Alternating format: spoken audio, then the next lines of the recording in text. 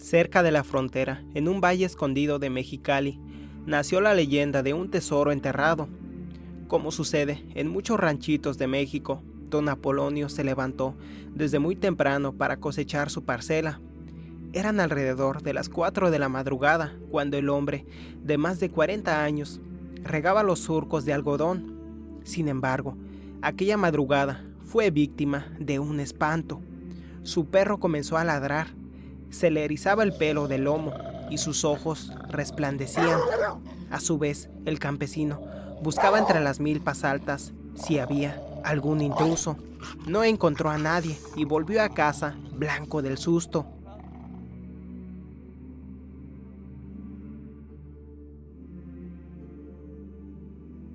El labrador contó a su mujer lo sucedido, pero ella no le creyó. Al cabo de unos días el hombre volvió a ir a su parcela, pero no durante la madrugada. Así, era el mediodía cuando apareció un caballo en el monte. El animal corría desbocado y se dirigía directo a él. Apolonio pensó que iba a morir y comenzó a rezar a Nuestro Señor. Sin embargo, el animal desapareció frente a sus ojos. Con las manos sudorosas, recogió su sombrero y volvió a casa, donde pasó varias horas desconcertado. Cuando se recuperó, volvió a su parcela, pero esta vez se le apareció el caballo, con un hombre sin cabeza. El pobre hombre casi se desmaya al ver a este ser, quien comenzó a acercarse lentamente. El ranchero le dijo: «¿Qué quiere de mí? ¿Qué quiere?». Entonces, una voz espantosa le dijo que debía desenterrar un tesoro en la tierra de la parcela, pero si algún otro hombre se enterase, todos morirían. A pesar de la advertencia, el granjero les contó a varios sujetos del pueblo y juntos desenterraron las monedas de oro. Entonces, el muerto sin cabeza apareció en su caballo y dio muerte a cada uno de ellos.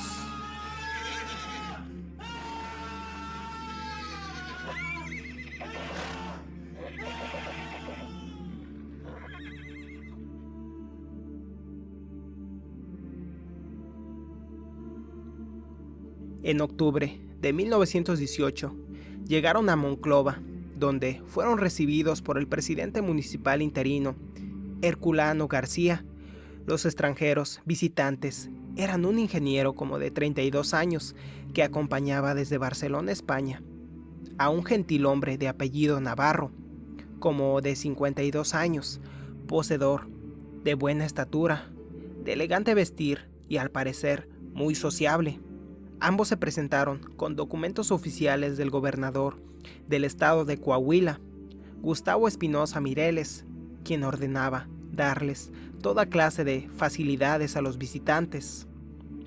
En otra historia o leyenda, cuyos documentos tiene el ingeniero lerdense Jorge Alonso Escobedo Reyes, se menciona que luego de la charla, don Herculano puso a disposición de los visitantes 8 mulas conseguidas entre los vecinos de la ciudad, así como de un guía muy conocedor del entorno, de nombre Eligio Pérez, 6 peones y un cocinero.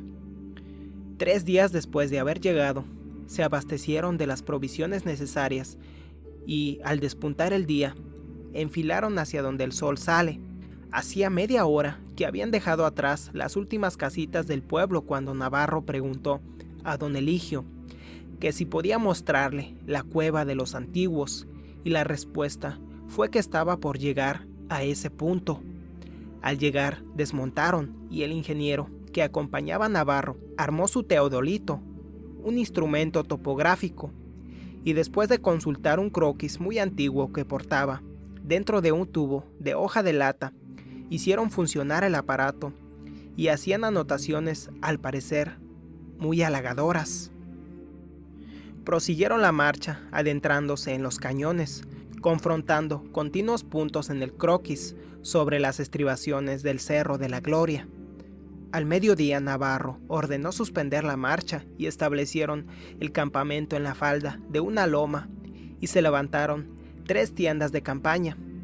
En la más amplia se instalaron el señor Navarro, jefe de la expedición, y el ingeniero. En la siguiente acomodaron el cargamento y la última se destinó a la servidumbre junto con el guía. Navarro les narró que todos los puntos de referencia en el croquis habían sido localizados y que habían pertenecido a su difunto bisabuelo, el Marqués de Navarro. Este caballero castellano habitó en la ciudad de Monclova, en donde recibía mes con mes gruesas cantidades en oro y plata, en tejas y barras procedentes de Sinaloa, Chihuahua, Sonora, Durango, Zacatecas y San Luis Potosí, donde tenía sus fundos mineros.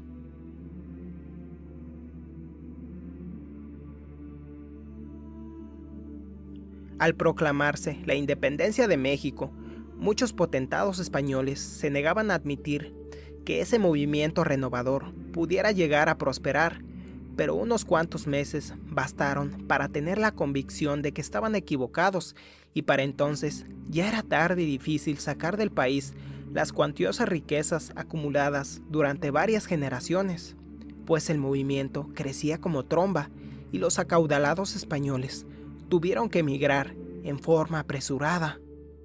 Antes de armar el vuelo, algunos tuvieron que enterrar lo más pesado de sus riquezas, entre las que se encontraban las del Marqués de Navarro, consistentes en varios millones, y para ello eligieron el cañón de la Cercanía de la Gloria, a unos cuantos kilómetros del este de Monclova, en una vieja mina explotada hasta entonces por el Marqués.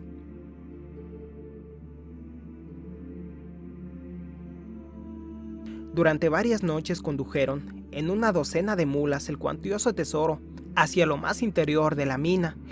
Luego de 2 semanas de agotante acarreo bajo las sombras de la noche, hubo que tomarse una determinación fatídica: deshacerse de la peonada, y así fue como los cadáveres de 12 personas y de igual número de las bestias de carga sirvieron para cubrir aquel tesoro inmenso que volvió, por ironías del destino, a su sitio de origen, después de haber sido purificado de la escoria por la mano del hombre.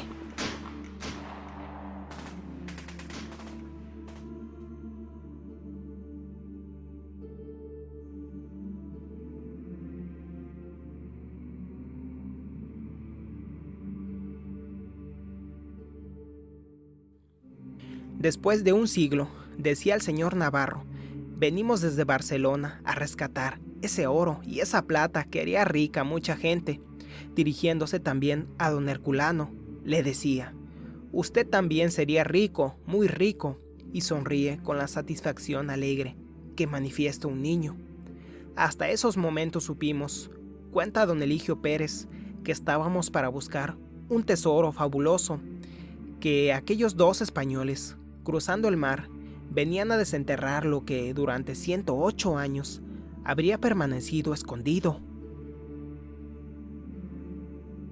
Apenas reposada la comida de aquella tarde del mes de octubre del año 1918, se siguió la búsqueda y el sucesor del Marqués de Navarro decía: hay que tener los ojos muy abiertos, Eligio.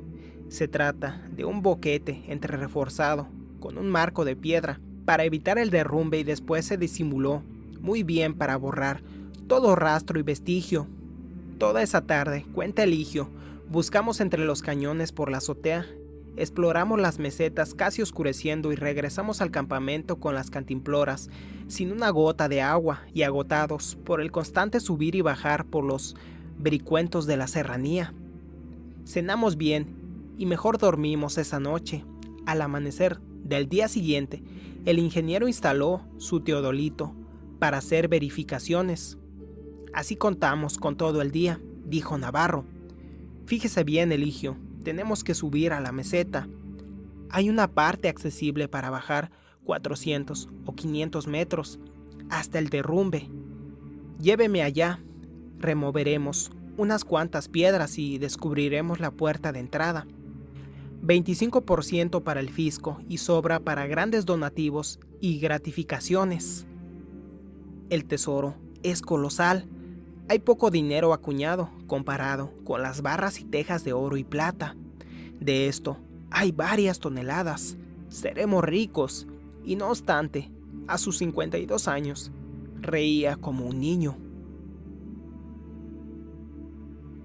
Hacia las 15 horas, dice Eligio, hubimos de tomar un descanso varias veces. Mandamos a los peones por el agua al campamento distante como 5 kilómetros. Al ingeniero se le veía por momentos feliz y por otros fatigado y deshecho. 2 cañones atrás y 3 adelante del punto localizado en el croquis. Los habíamos explorado palmo a palmo y nada. Amaneció el tercer día de la búsqueda. La celeridad del paso se fue disminuyendo y cada vez más próximos se hacían los descansos. Hacia el 8º día las exploraciones se redujeron casi a 0. Ese último día Navarro no quiso salir de su tienda. La noche anterior había consumido casi solo 2 botellas de coñac. Ya no era el hombre sonriente, ahora parecía como amargado. Todo le enfadaba y empinaba el codo. Por la tarde de ese 8º día, ordenó levantar el campamento y regresar a Monclova, de donde volvió al día siguiente a España.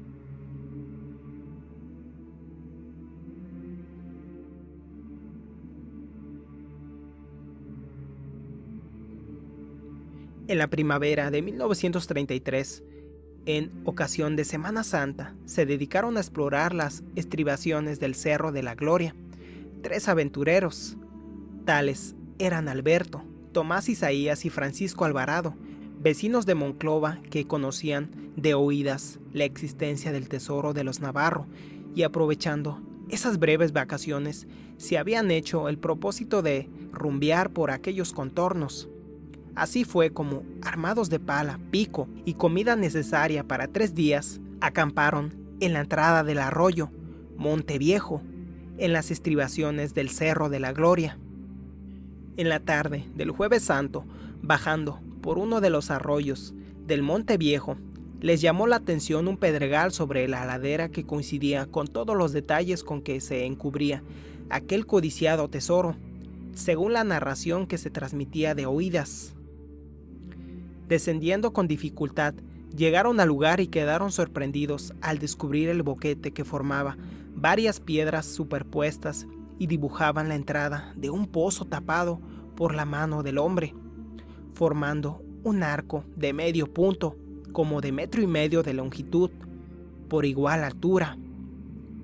Pasada la sorpresa, se dieron a la tarea de limpiar a punta de barra y pala hasta descubrir la entrada de un supuesto pozo o cueva que la hubieran remachado a base de piedra y mezcla, pero como el lugar era muy pequeño e incómodo y el trabajo fatigoso, se determinó trabajar uno por uno para avanzar lo más pronto posible, y mientras uno se empeñaba en la tarea, los otros 2 esperaban acompañados también de mezcal, pues hacía frío, ese frío delgadito y filoso de la montaña que nos entra hasta los huesos. Ya el sol se había ocultado cuando Tomás Isaías había subido a revelar a su hermano Alberto y con verdadero vigor se dio a la tarea de abrir un agujero. Al golpe que dio se abrió la tierra, tragándose materialmente la barra entera, al tiempo que se originó algo así como un silbido en el aire que hubiera estado allí muy comprimido. Tomás Isaías se desplomó muy cerca del agujero que tendría a lo sumo 3 pulgadas de diámetro. Alberto y Francisco corrieron a darle auxilio y con un pañuelo empapado de mezcal lo reanimaron. Tomás recobró el conocimiento, pero su mirada era vaga, le costaba mucho trabajo creer lo que había pasado. Solo dijo: «Vámonos, aquello está muy peligroso», señalando el agujero. «Hay emanaciones muy feas, como de panteón». En el campamento, Tomás Isaías se negó a probar alimento. Todo le producía náuseas, no quiso acostarse, parecía preso de alucinaciones y de manera constante les pedía regresar a Monclova. La expedición había terminado. Algo había ahí, algo que los hizo huir de ese lugar.